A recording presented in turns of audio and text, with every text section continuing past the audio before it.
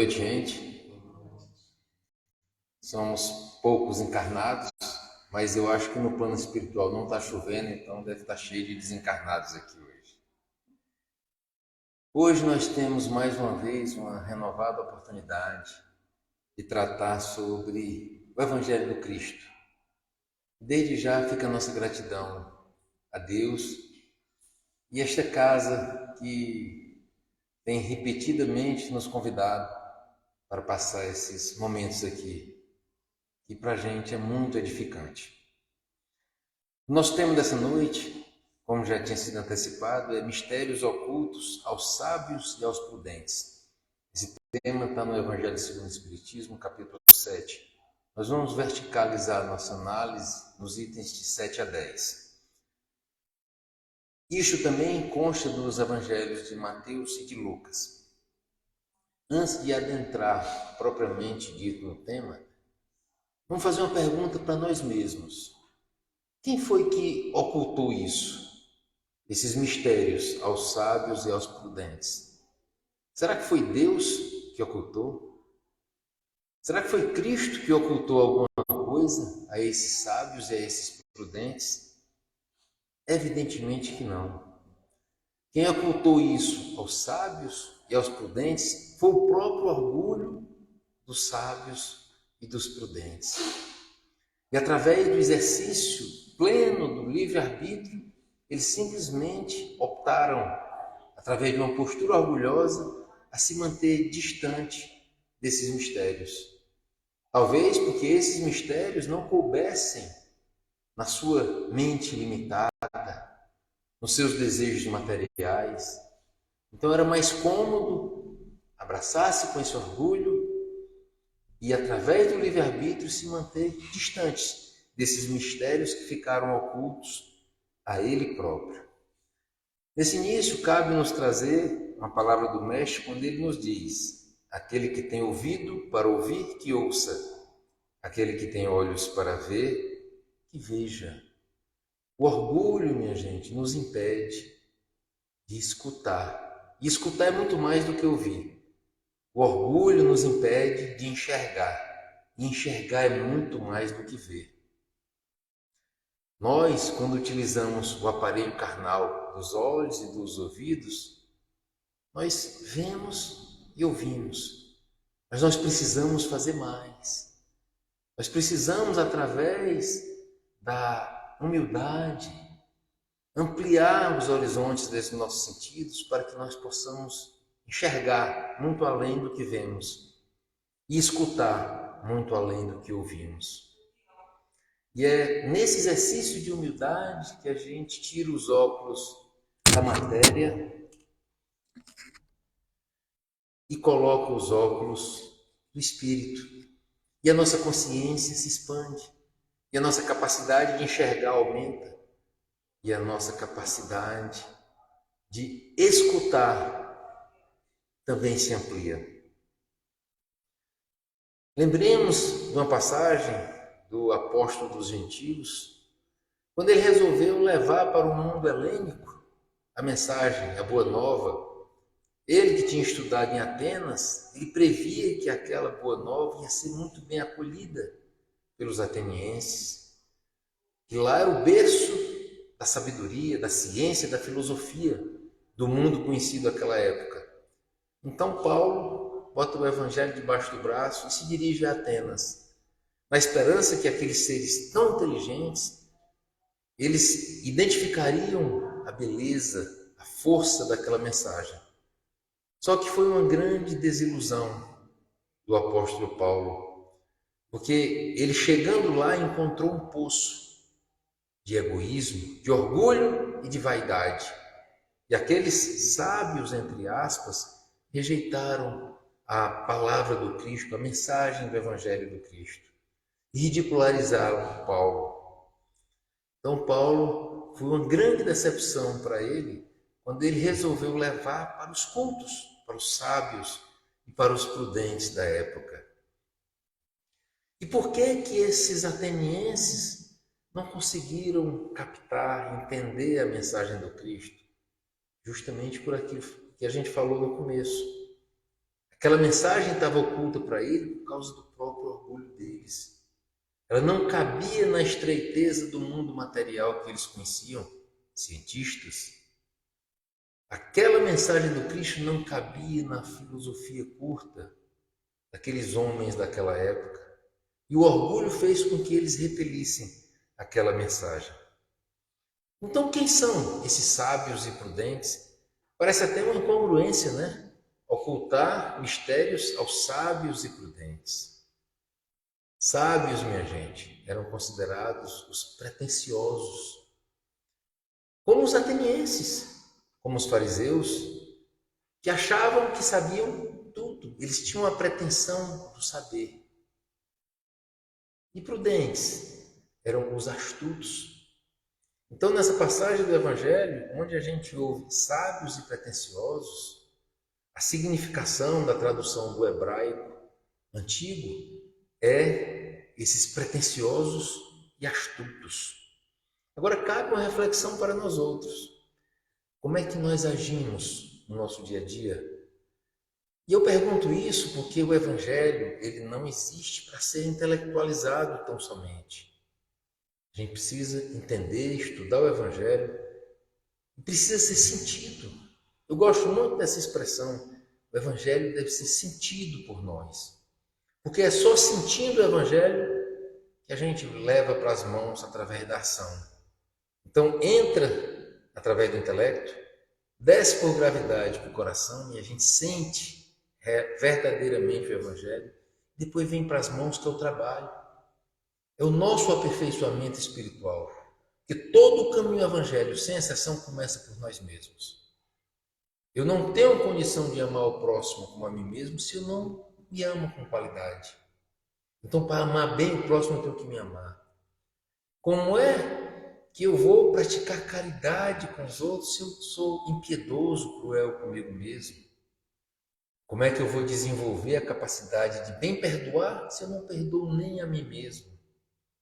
Então, todo o caminho evangélico começa por uma reforma íntima e começa por nós mesmos. Então, é muito importante que nós reflitamos. Como é que nós estamos agindo no nosso dia a dia? Será que nós estamos agindo como esses sábios e prudentes? Que nos conformamos simplesmente porque nós sabemos. Nós conhecemos o Evangelho do Cristo, conhecemos a doutrina espírita.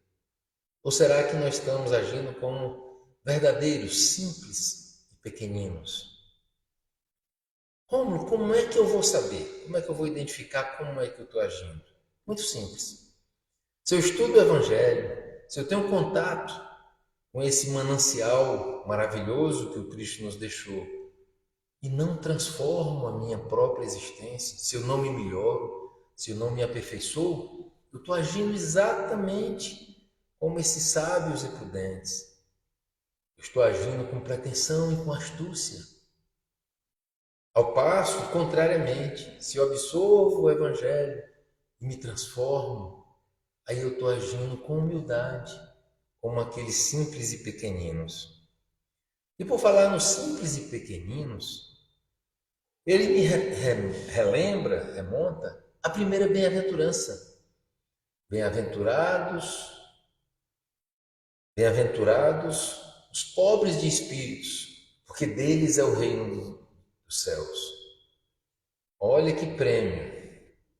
Pobre de espírito, que significa os humildes, que deles é o reino dos céus. Olha o prêmio que nós merecemos quando agimos com humildade, quando agimos como pobres de espírito, quando nos igualamos àqueles simples e pequeninos. Vejam a importância da humildade. E por falar na humildade, do latim vem de humus, solo fértil.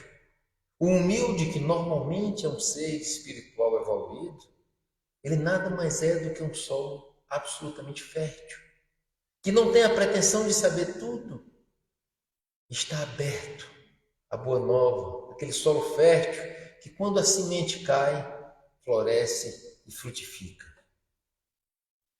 Pobre de espírito, minha gente, como eu já falei, não tem pretensão nenhuma de saber absolutamente tudo. E aqui relembramos a mensagem que se protrai pelos séculos do nosso irmão Sócrates, que era o homem mais sábio daquela época, e disse: só sei que nada sei. O homem mais sábio disse: só sei que nada sei. Por quê? Ele estava aberto, com humildade, pronto para absorver qualquer tipo de conhecimento bom que a vida reservasse a ele. Então, se nós nos fechamos, eu já sei tudo. A gente se fecha no nosso orgulho e se fecha às novidades e se fecha às interpretações do Evangelho do próprio Cristo. Lembremos sempre que se nós não nos colocarmos na condição de aprendiz, a gente se distancia da humildade. E o humilde é aquele que venceu as ilusões da matéria.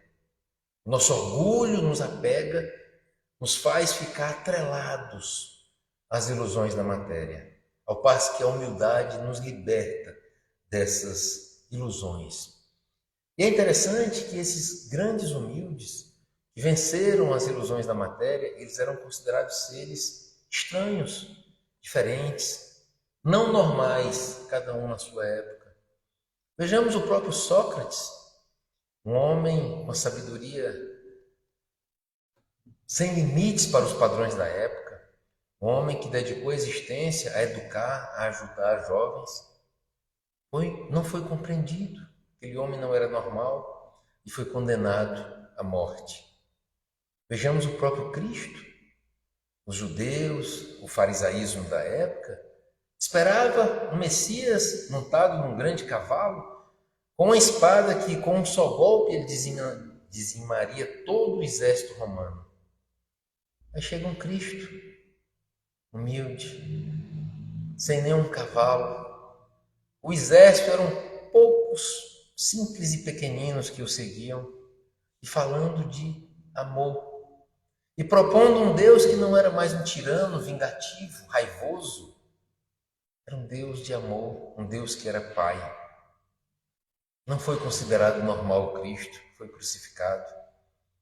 Passeando na história, nós temos muitos exemplos de pessoas que atingiram esse nível de humildade e não foram considerados normais, cada um na sua época. Francisco de Assis, Maria Teresa de Calcutá, como irmã Dulce, que abandonou o conforto de um convento e foi morar no meio dos pobres. Francisco Cândido Xavier, o humilde da nossa doutrina espírita, que viveu uma vida toda inteira dedicado aos menos favorecidos, dedicado a dar amparo, a dar luz e esperança a tantas e tantas mães que buscavam naquele correio fraterno um amaciar para o coração, um balsamizar do coração. E este homem também não foi considerado, foi alvo de muito preconceito durante toda a sua existência. Para ser pobre de espírito, para ser humilde, nós temos que ter muita coragem, muita coragem. Nós temos que ter coragem de abrir mão do poder econômico, do poder político, do poder intelectual e do poder religioso.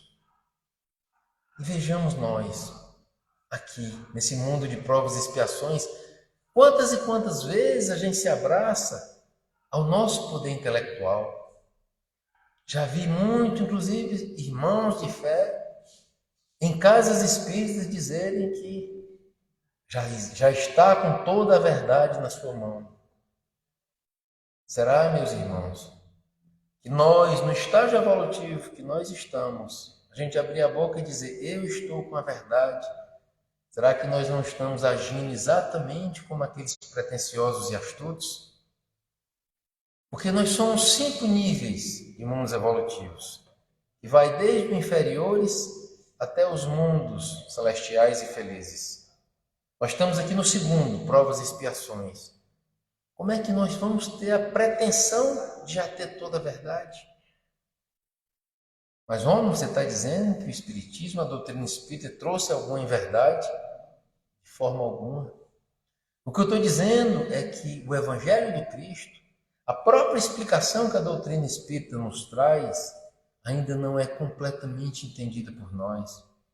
Nós não temos ainda envergadura moral, nem espiritual, e às vezes falta até capacidade psíquica para entender, na sua grande dimensão, a mensagem do nosso irmão maior, do nosso Mestre Jesus Cristo. Então precisa de coragem para abrir mão daquela posição de eu sei que tudo sei, para assumir uma posição de humildade, só sei que nada sei. Sou um estudioso do Evangelho, mas só sei que nada sei. E à medida que eu trago aquele Evangelho para o meu coração e que eu me transformo como ser humano, eu vou aumentando o meu nível de consciência e de conhecimento. E o meu progresso espiritual acompanha o meu conhecimento e eu ajo verdadeiramente como um humilde, como um simples e pequenino. Nunca é demais lembrar que os doutores da lei da época do Cristo simplesmente não abriram mão do poder religioso e do poder intelectual. Eles se achavam os donos da verdade porque conheciam as tábuas mosaicas. Quando, de fato, se eles tivessem aberto a boa nova, a mensagem do Cristo, eles dariam saltos quantitativos, mas o orgulho deles não permitiu. Digo mais, o nosso orgulho, que talvez estivéssemos lá naquela época na condição de um fariseu, na condição de um daqueles judeus. Então o orgulho impediu a nós, naquela época, de se abrir para a mensagem do Cristo, com raríssimas exceções. E dentre essas exceções eu destaco Gamaliel, que foi o grande mentor do apóstolo Paulo, na época Saulo, durante boa parte da vida dele. E por falar em Paulo, temos em Paulo um grande exemplo dessa transformação dos sábios e prudentes, ou seja, dos pretensiosos e astutos para o simples e pequenino. Paulo viveu uma vida de orgulho calcado no seu conhecimento intelectual, no seu poder no meio religioso, no sinédrio. Ele viveu uma vida de orgulho até aquele momento que ele se defrontou com Cristo nos portais de Damasco. E ele reconheceu a verdade e assumiu um compromisso de uma forma imediata. Mestre, o que queres que eu faça? E a partir daquele momento nasce um novo homem, humilde, abandonou o orgulho, descobriu que ele só sabia a partir daquele momento que nada sabia e se abriu para o Evangelho do Cristo. E com essa postura de humildade ele se transformou no grande apóstolo dos gentios. Foi um homem tão importante na história do cristianismo que ele fez transbordar dos portões de Jerusalém a boa nova. Porque se nós percebermos, quando o nosso irmão maior, o Cristo, partiu, ficaram os remanescentes apóstolos na casa do caminho, naquela trabalhinho de formiguinha ali em Jerusalém. E o Cristo disse: preciso de alguém com muita energia para que o evangelho seja levado além dos muros de Jerusalém. E Paulo foi o selecionado para esse emprego, que o salário era ruim, que as condições eram difíceis, que ele ia enfrentar a pobreza, que ele ia enfrentar o abandono de judeus e de cristãos. Porque Paulo, quando se converteu, ele foi discriminado pelos próprios apóstolos dentro da casa do caminho. Porque tinham em Paulo a visão de um homem tirânico, torturador de cristãos, assassino de cristãos. Então ele ficou inimigo, ficou mal visto pela cristandade e pelos judeus. Mas mesmo assim ele aceitou esse emprego, mesmo com salário ruim, com condições de trabalhos inóspitas, com milhares e milhares de quilômetros a viajar a pé, com açoite nas costas, numa cidade ou em outra. E ele cumpriu muito bem essa missão e o cristianismo transbordou a Jerusalém. Com tudo isso, com essa história de Paulo, a gente percebe, minha gente, que a humildade não é covardia, Muito pelo contrário. Humildade é coragem. Precisa de muita coragem para a gente abrir mão das coisas materiais. Como quando você fala abrir mão das coisas materiais, quer dizer que tudo que eu tenho de matéria eu vou abandonar? Não. Quando se fala em abrir mão das coisas materiais, é dar o devido valor a elas. O valor que elas têm e não supervalorizar. E aqui eu dou um exemplo para que nós entendamos melhor. É comum que nós amemos as coisas e usemos as pessoas. Olha que coisa sem sentido. A equação é o inverso. A gente deve amar as pessoas e usar as coisas. As coisas da matéria estão aqui para serem usadas por nós, não para serem amadas por nós. E muitas vezes a gente ama o nosso carro, a gente ama a nossa casa, a gente ama nossas roupas, a gente ama uma total inversão de valores. Precisamos estar muito atentos disso, preciso muita coragem para colocar a matéria no devido lugar dela. Humildade não é fraqueza, é força. Eu preciso de muita força para assumir uma postura de humildade. É muito mais cômodo agir como um orgulhoso. Eu tenho minha posição e pronto. Acabou. Não tenho contestação. O humilde não. O humilde está sempre aberto para rever suas próprias posições, seus próprios conceitos. Sempre aberto para se modificar. E por fim, humildade não é subserviência. É atitude.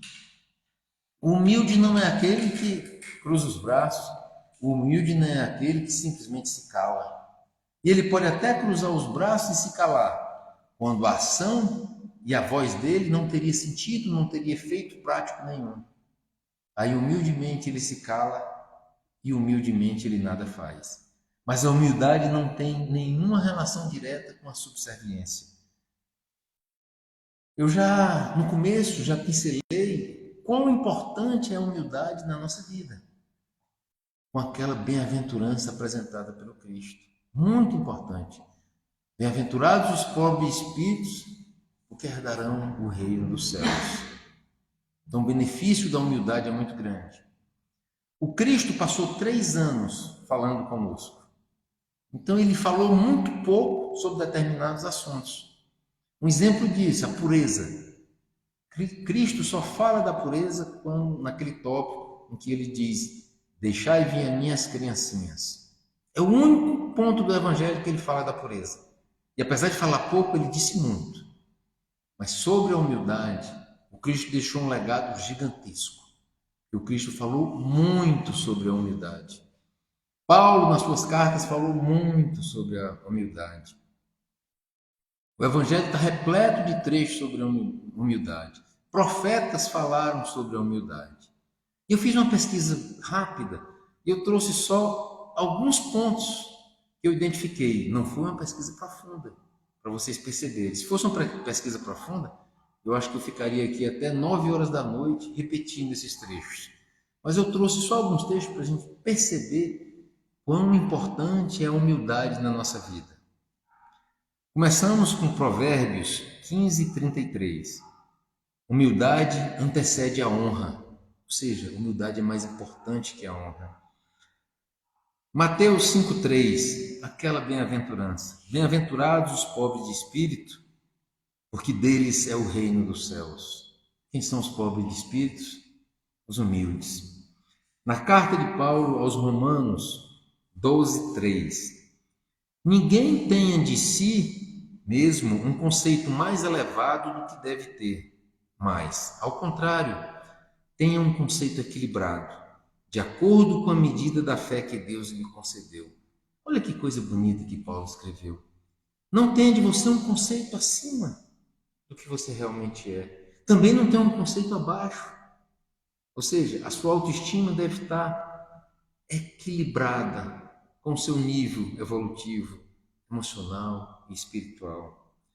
Em Efésios 4:2, sejam completamente humildes e dóceis e pacientes, suportando uns aos outros com amor. Mais uma vez a humildade em referências.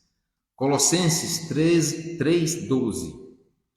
Como povo escolhido de Deus, santo e amado, revistam-se de profunda bondade e humildade. mansidão e paciência. Mais uma vez, na carta aos Romanos, dessa vez, 12:16. Não sejam sábios aos seus próprios olhos. Importante a gente ter isso em mente. Só sei que nada sei. Voltando mais uma vez a Provérbios, dessa vez 29:23. O orgulho do homem o humilha, a humildade o cobre de honras. Olha que coisa forte. O orgulho nos humilha e a humildade nos cobre de honra. A conhecida passagem de Lucas 14:11. Todo aquele que se exalta será humilhado, e o que se humilha será exaltado. Mais uma vez, e não menos importante, em Provérbios 16:19. Melhor é ter o espírito humilde entre os oprimidos do que partilhar despojos com os orgulhosos. Tiago 3:13. Quem é sábio e tem entendimento entre vocês, que o demonstre por seu bom procedimento mediante obras praticadas com a humildade que provém da sabedoria. E para finalizar, fui buscar lá em um profeta, Isaías. Ele assim se manifesta: habito num lugar alto e santo, mas habito também com o contrito e com o humilde, para dar novo ânimo ao espírito do humilde de coração e novo alento ao coração do contrito. Será que a humildade é importante, minha gente? Será que a cristandade, Cristo, evangelistas, Paulo em suas cartas e até os profetas ter falado tanto de humildade, será que isso não tem uma representação para nós outros aqui 2000 anos depois? Porque, como eu disse, Cristo falou muito pouco sobre a maior parte dos temas, porque ele passou muito pouco tempo falando. Sobre humildade, ele falou muito. Então devemos repensar: qual é a minha postura diante da vida? Estou abraçado com a humildade ou estou atrelado com o orgulho? E estar abraçado com a humildade é algo extremamente importante, porque devemos lembrar sempre que a dor é um instrumento extremamente democrático. A dor visita a todos nós. A dor está presente em todas as casas, em todas as famílias, em todos os corações. Todos nós passamos pelas dores, mas me parece que o humilde tem uma relação mais amistosa com essa dor. Tomemos como exemplo Francisco Cândido Xavier, que olhava para a dor e chamava ela de irmã dor. O que fazia Chico Xavier passar por essas dificuldades terrenas, materiais, de uma forma tão tranquila, tão em paz? A humildade daquele ser. O mundo não tem de forma alguma como nos dar força e consolo. Nada no mundo nos dá força e consolo. O mundo nos dá pequenas satisfações e prazeres efêmeros. O que nos dá força e consolo é o Cristo, através do seu Evangelho, que é o manual de tudo. Eu não me canso de repetir que o Evangelho é o manual de tudo. Então, se estás triste, vai para o Evangelho. Se alguém desencarnou e aquela dor no peito está insuportável, vai para o Evangelho. Se estás passando por uma dificuldade extrema, vai para o Evangelho. Lá a gente tem resposta, força e consolo para tudo que nós não podemos encontrar no mundo. Os consultórios, minha gente, estão superlotados de seres que se entregaram a essas pequenas satisfações e aos prazeres da matéria, e que buscam incessantemente na matéria um âmbar para os seus vazios existenciais. Terminam se perdendo de si mesmos.